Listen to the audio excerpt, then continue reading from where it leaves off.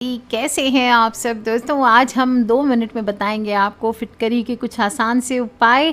फिटकरी जो नमक के जैसी दिखती है, सफ़ेद रंग की वस्तु, पुराने ज़माने में लोग शेविंग के बाद उसे रगड़ते थे और पुराने ज़माने में जब मटकों में गंदा पानी होता था तो उसे साफ़ करने के लिए उसे घुमाया जाता था। लेकिन आपको बता दूं कि बहुत कम लोग जानते हैं कि ये फिटकरी तांत्रिक प्रयोगों में भी ज़बरदस्त काम आती है।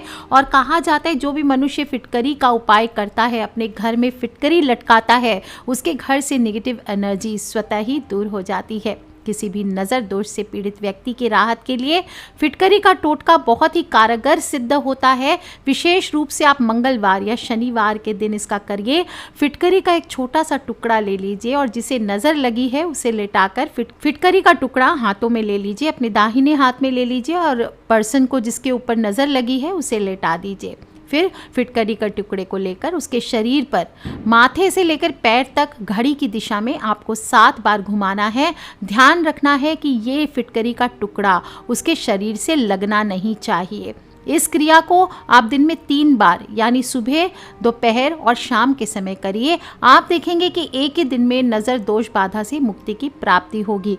2 से 3 बार इस उपाय को करने के बाद रात को वो फिटकरी का टुकड़ा आपको या तो जला देना है या फिर आप इसे फेंक सकते हैं।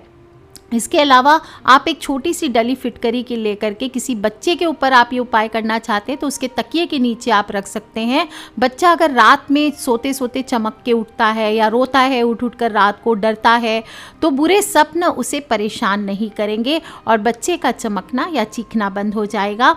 इस क्रिया को भी आप किसी भी मंगलवार या रविवार के दिन कर सकते हैं। ध्यान रखें, ये उपाय सोमवार के दिन नहीं करना है। दोस्तों, फिटकरी से बहुत ही सीधे, सादे और असरदार टोटके होते हैं जो बिना किसी परेशानी के आप आजमा सकते हैं।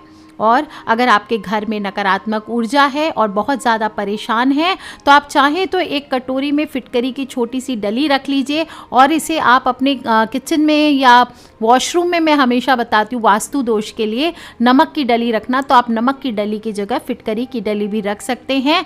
और हर महीने अमावस्या तिथि को आप इसे बदलते रहें और पुरानी जो फिटकरी है उसे आपको कहीं पुराने नाले, गंदे नाले में बहा देना चाहिए। आप देखेंगे धीरे धीरे आपके घर से नकारात्मक ऊर्जा दूर हो रही है। हमेशा बताती हूँ कि काले रंग के कपड़े में फिटकरी की डली बांध करके आप इसे अपनी ऑफिस, दुकान या घर के मुख्य दरवाजे के ऊपर काली डोरी से काले कपड़े में बांध कर लटका कर रखिए। आप देखेंगे आपके जीवन में बरकत ही बरकत नज़र आएगी। और जब भी लगता है कि नेगेटिव एनर्जी घर में बढ़ रही है तो आपको इसको बदल देना चाहिए। वैसे नियमित रूप से जो लोग भी करना चाहते हैं, अमावस्या इसे बदलते रहिए। और अगर आपके घर या दफ्तर में वास्तु दोष है और आप किसी भी कारण से इसे हटाने में सक्षम नहीं हो पा रहे हैं तो आप प्रत्येक कमरे में 50-50 ग्राम फिटकरी की डली आपको रखनी चाहिए और हर महीने अमावस्या तिथि पर नई डली रखकर पुरानी हटा देनी चाहिए। पुरानी फिटकरी को नाले में बहा दें या फिर आप इसे जला सकते हैं। ये भी आपको परेशानियों को दूर करने में मदद करेगा।